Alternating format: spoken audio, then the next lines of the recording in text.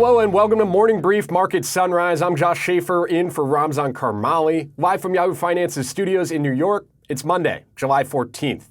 We'll have the reaction to President Trump's latest tariff announcements. His latest letters to countries over the weekend threatened 30% duties on Mexico and the European Union. Plus, we'll delve deeper into the rally in alternative assets with cryptocurrencies and precious metals once again pressing to new records. And finally, the countdown is on toward the end of the electric vehicle tax credit. We'll break down what you need to know and what it could mean for your next trip to the dealership. So grab your coffee and let's own the morning.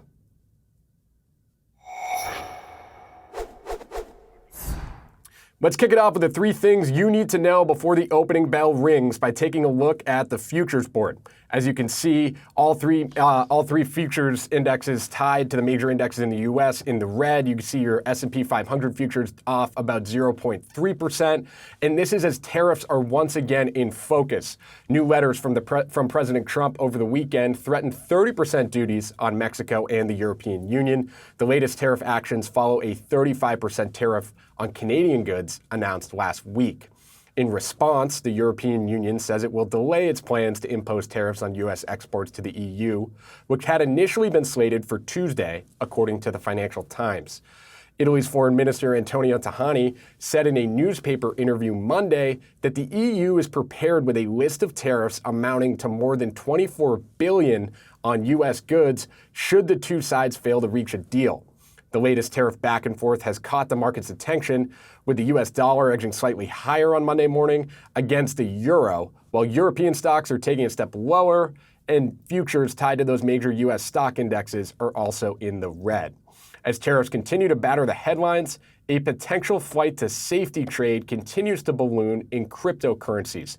Bitcoin surpassing 122,000 earlier this morning, cracking another fresh all-time high. The world's largest cryptocurrency is now up about 10% in the past week alone and more than 30% this year. U.S. stocks linked to crypto are seeing a pop in pre-market.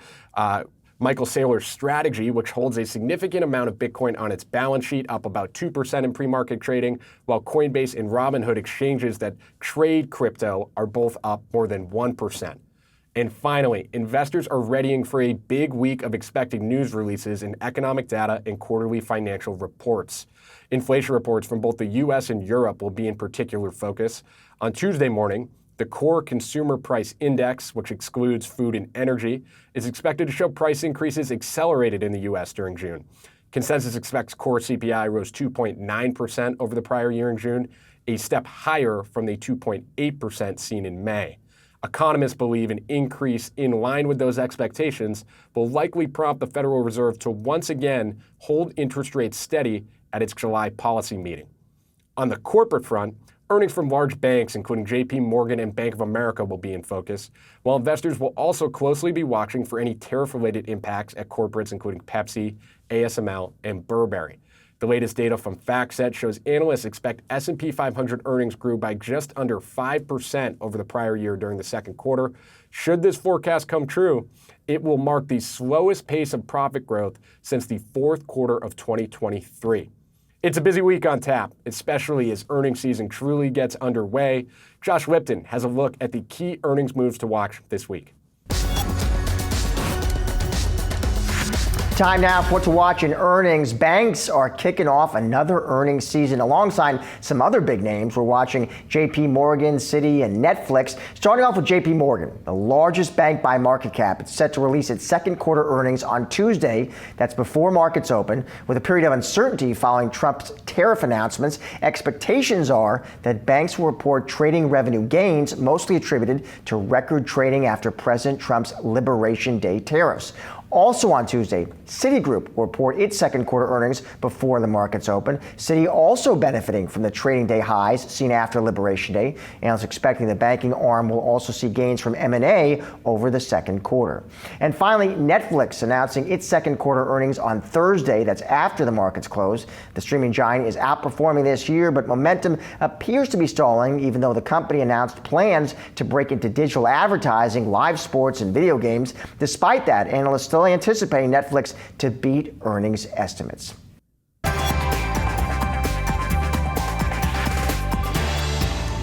If, like many investors, you're looking for safety in this time of uncertainty, you need to know that there's one asset that's doing even better than gold. Silver, our first trending ticker of the day, is up more than 33% this year, surpassing gold's 27% rise, as you can see in the chart on your screen right now. Silver is at its highest level in nearly 14 years, trading just shy of $40 per ounce. Shares of the Mexican mining company Fresnillo, a lead producer of silver, were up more than 3% on London's exchange earlier this morning. There are a few reasons for the silver rally, and they are all interlinked. First, investors looking for safe havens are seeking alternatives to gold, which is hovering near record prices. Silver is a more affordable alternative for many. And then secondly, supply is getting tighter as demand goes up. The volume of ETFs tied to silver has expanded to more than 2,550 tons. Meanwhile, silver is also in high demand for industrial use. Think solar panels, for example. And of course, another key reason is U.S. trade policies. Mexico, the single largest producer of silver, has been hit with a 30% tariff threat by Trump. But for now, the terms of the U.S.-Mexico-Canada agreement exclude silver from the latest levies. Whether that will hold, it's impossible to know. But for now, silver companies like Fresnillo are reaping the benefits. Our second trending ticker today is Boeing. Shares are again going to be in focus when the bell rings on Wall Street. There were reports overnight that the FAA issued a notification that fuel switch locks on Boeing planes were safe for flying. This comes after a preliminary report in the wake of the Air India crash that killed 260 people last month. According to Indian officials, the fuel to the engine of the Boeing 787-8 Dreamliner was cut off shortly after the takeoff. They said the switch controlling the fuel flow to the engine went from, quote, run to, quote, cut off, preventing thrust of the aircraft. Shares of Boeing are up roughly 32% this year, recovering after a rather disastrous 2024. Our third trending ticker of the day comes from the studio that brought us John Wick and the Hunger Games. Lionsgate, as you can see here, is up another 2% in pre-market trading after spiking up by 20% on Friday. The Canadian-American film studio was approached by another entertainment giant, according to a Bloomberg report. Legendary, the maker of the Dune trilogy, is said to be considering a takeover of Lionsgate at a time where the company is going through a transition after separating from Starz Entertainment. Lionsgate and Legendary didn't immediately respond to our request for comment. And just a note here for disclosure that Legendary is backed by Apollo Global Management, which also owns Yahoo. Now, speaking of films and entertainment, Netflix is reporting earnings this week. Shares have been battered in July, so our very own Brian Sozzi, Yahoo Finance's executive editor, asked his guests what we should expect from the streaming giant when they report results later this week. Let's take a listen. I can understand why these estimates have climbed. Really, for the better part of 2 years, Netflix has come out here and they have completely destroyed, crushed, hammered, however you want to put it, earnings estimates, and they have come out and raised guidance. I'm trying to think, why won't that happen again, given how popular the platform is? Well, certainly you have a lot of Wall Street that believes that they can continue to outperform as a company. I mean, they've had their password share crackdown. They've had their ad tiers that has done very well. They're pushing into live sports. So there's a lot of reasons why the street is bullish on the stock. You mentioned the sort of underperformance this week, but look, if you take a look at a year-to-date chart and you take a look at where it's come from the April lows, you have Seaport Global that noted this when they actually lowered their rating to neutral because they said it's a lot that's baked into the stock right now. And on a valuation standpoint, they're saying, let's just wait for management to execute on everything that is now priced into into these shares, because they've gone up since those April lows almost 50%. Larry, let me get over to you here. The stock has underperformed in July. Any concern or red flag on your part there ahead of earnings? No, that's part of the rotation that I discussed that started on July 1st. The chart that you just put up showed a sharp pullback in Netflix on July 1st. And we saw that with quite a few of the high momentum stocks, and money moved into small caps, healthcare, home builders. And I think it's a normal sector rotation. Fund managers have made a lot of money this year in tech and some of these growth stocks. And I think it's a normal rotation to book some gains and then reallocate into underperformers. Netflix is a very strong long-term uptrend. It could always consolidate after nearly a 50% move off the lows, but the long-term trend is very strong. Yeah, Larry, that's what I'm trying to get at. Is the stock become so priced for perfection, even if Netflix comes out, again beats on earnings, maybe the street is just continued to incline to sell this name? That's possible. There's a lot of gains in a stock like Netflix that could be booked. So as a trend follower, I'm going to stay with the weekly trend, which is strong. But a lot of these stocks have had big run-ups. So if there was some profit taking into earnings or after earnings, as long as they stay over the 50-day moving average, it really wouldn't concern me. Steve, last word to you. Is Netflix perhaps one of the most perfect stocks in the market? They had Squid Games, the finale, drop at the end of the quarter. This is going to be the first full quarter where they raise prices on folks, so their profits should look pretty good. And oh yeah, there's no tariff exposure. It's certainly been a beneficiary for all the reasons you've suggested, and Inez and Larry both made great points about like the year-to-date performance and also sort of the end of the second quarter markup fading as of the 1st of July. But I do think it's proven to be a very price inelastic stock. I know that I've tried to cancel it, and my wife and kids have revolted every time Cancel I've tried Netflix, Steve. What are you doing, man? I don't watch it. My family does. I watch other stuff. I watch more sports than Netflix. But what ends up happening is they rebelled and said absolutely not. And so I think this company, every time they've tried to do something that people thought might scare off customers, it hasn't. The question now is it priced to perfection, or is it priced beyond perfection? The trends are certainly very strong. It's been a great company, and but as with many things market related, we'll find out when the earnings come out if we've gotten a bit ahead of our skis in terms of expecting another round of perfection. But boy, the market, since the last earnings, the market's really repriced this stock in a very positive way. Well, it's time for a quick break, but up next, a look at what you need to know about buying an electric vehicle ahead of the expiration of EV tax credits.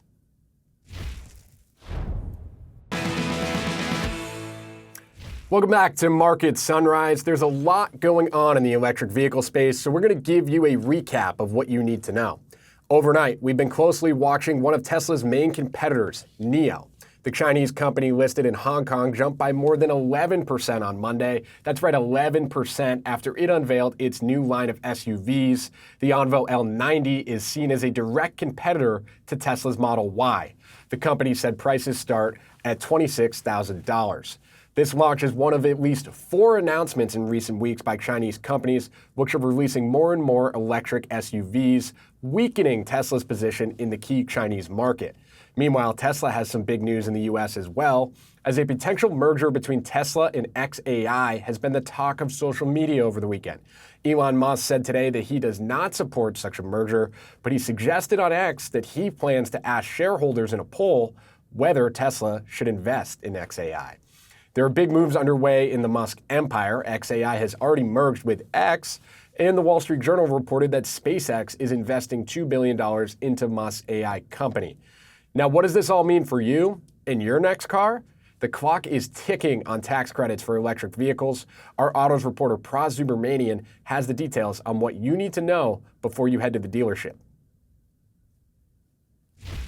I mean, look, you need to act now if you want an EV, right? So Trump's budget bill sunsets that federal EV tax credit of $7,500 for new vehicles and $4,000 credit for used vehicles starting on September 30th. So basically a month and a half here. While smaller state incentives are still there, the federal credit was sort of the main impetus driving the sale of EVs in America. It first began the Obama administration in 2008, and Biden expanded that during his term, right, to include both the new and used EVs. And in addition to that, there's a point of sale situation where the actual credit actually gets deducted right when you buy, as opposed to waiting when you file your taxes. So it's just the best time to buy is right now. And if you want to buy, and then there's also the lease loophole, right? So lease loophole allows for you to lease any EV. It doesn't have to be American. Doesn't have to be under a certain price or a contingent upon your income level. You can lease any EV and get that $7,500 deducted from your lease payment. So look, it's the time to, if you want an EV, now's the time to get one. All right, yeah, and like you're saying, you can save some money there. What are some of the tax credit eligible EV models on sale right now? I mean, so for purchase, you're going to be looking at a lot of the American brands or cars that are made in America, which is beyond the Cadillac, Lyriq and cars like that, but also the Honda Prologue, which is made by GM in the U.S. That car also is available for the tax credit. It's a Ford F-150 Lightnings, and of course, how can we forget Tesla, Model Y, Model 3, Cybertruck. All those vehicles also made in America, and they are eligible for that loophole. And I'm sorry, for the tax credit. If you go to the Tesla website right now, they have a big banner that says, "Act now to get your Tesla before this goes away." So manufacturers are sort of talking about it. There's a bunch of inventory still available. I imagine by the end of September, it's going to be kind of dwindling. So now is your best time to get the best option in terms of availability. All right, Praz, and you mentioned Tesla, and that's a stock that we're closely watching today. And we're seeing shares down about 0.8%. Lou, how do you look at a company like Tesla? Clearly a lot of volatility. We have seen, some pops here and there, but with a CEO like Elon Musk, it's just hard to know what the future of this company. Yeah, I don't look at it in my portfolio because I don't own it, and I can't own it right now. I think back to the times remember when Jack Dorsey was running Square and Twitter at the same time, and we were very critical of that. Here you have Elon Musk that's not 2-timing, he's 4-timing, 5-timing as far as leadership in companies. I think what's key here is you're seeing the tax credits going away. If you look at the EV business right now, it can't justify Tesla's value where it's at. So it's basing its valuation on robotaxis and humanoid robots, which for me is a big dream, and it's too far out on the horizon. So, I think robotaxis are here sooner. But humanoid robots, I just don't see that making up the gap. And for me, it's a stock that I wouldn't own. It's in the Mag 7. It probably needs to come out in my mind. I've said this, Mag 7's a boy band that's broken up. There's different talent that you got to trade one by one, not as a group anymore. Praz, I want to get your opinion on that because it feels like Wall Street is very bullish on robots, bullish on, the robotaxi, autonomous driving. What have your sources been telling you about the future of Tesla? If you look at notes from people like Adam Jonas at Morgan Stanley and Dan Ives, of course, friend of the show at Wedbush, they're both very big on not just robotaxis, but also robots. They call it embodied AI. It's basically injecting that AI into a physical object that can then kind of move around our world. I'm with Lou in the sense that I have a hard time understanding how we can see robots in factories by next year is what Musk is saying. He wants to see robots being deployed in Tesla factories. That seems kind of like a stretch too far. But, in 5 years' time, and we're seeing all the advancements in AI, maybe we might see more robots here and there. But I agree, it's sort of a sci-fi pipe dream at this point. But I'm not discounting it fully. But if you're an investor, you got to know your time horizons at least 5 years, right? If you want to bet on that, that's what you're looking at. So it's not going to happen next year, but maybe 5 years, we'll see. Coming up, we've got the latest on the pressure cooker that Fed Chair Jerome Powell is finding himself in right now.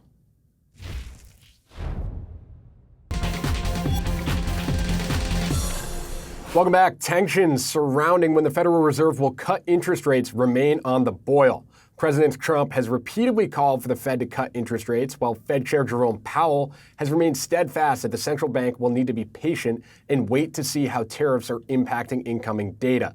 While Tuesday's Consumer Price Index report could provide fresh insight into how tariffs are impacting the inflation story, members of the Trump administration are already discussing the potential of removing Powell. National Economic Council Director Kevin Hassett told ABC News on Sunday that President Trump could remove Fed Chair Jerome Powell if, quote, there's cause. Still, markets remain confident that the Fed won't be cutting rates imminently. As of Tuesday, investors are pricing in just a 7% chance the Fed cuts rates in July. That's according to data from the CME Fed Watch tool. Our senior reporter, Alexandra Canal, recently spoke with Josh Lipton on Yahoo Finance's Market Domination to break down how Wall Street is thinking through the Fed's debate on rate cuts. Let's take a listen. Strategists have told us that it's the million-dollar question right now. Will the Fed cut rates in September or wait even longer? Goldman Sachs now expects the first rate cut in September. That's up from its previous December projection, citing weaker tariff effects and a cooling labor market. But not everyone's buying that timeline. Some strategists are warning that the Fed may sit tight, with inflation risks still lingering and tariffs adding new uncertainty. Investors are going to get their next big test with that, with the release of the June CPI report out next week. and that has been trending lower on a month-over-month basis. But any upside surprise could shake those rate cut bets. Here's what some on Wall Street told us this week. Tariffs, which has surprised a lot of people, for sure. But that's happened because the service sector inflation, that's come down. Inflation has come down generally because of oil prices staying lower as well. But the Fed is focused on inflation because they're worried about goods inflation, and that will accelerate it. And I think the Fed is going to continue to take a wait-and-see approach. Right now, there's a 30% odds of no rate cut at the September meeting, and I'm not predicting a Fed rate cut in September either. I think they're going to stay on the fence as long as they possibly can. And the last thing is the fact that the Fed may sit on their hands longer than what's currently being priced into the markets. That September rate cut is getting pushed out potentially to November or December, October or December. If that happens, that means that some of the companies that don't have as many offsets to the tariff pressures that you're going to see may continue to struggle in this environment. And sources tell me to expect some volatility if we don't get that September rate cut, especially since that's what markets are currently pricing in. But the good news here, Josh, is that we do have other positive catalysts within this market. Earnings, for example, that's going to be a very important factor that can keep this rally going. We've seen solid results so far from Delta and Levi's, and we have a heck of a lot more companies reporting next week. So wait and see for that, and also wait and see for the Fed for the time being.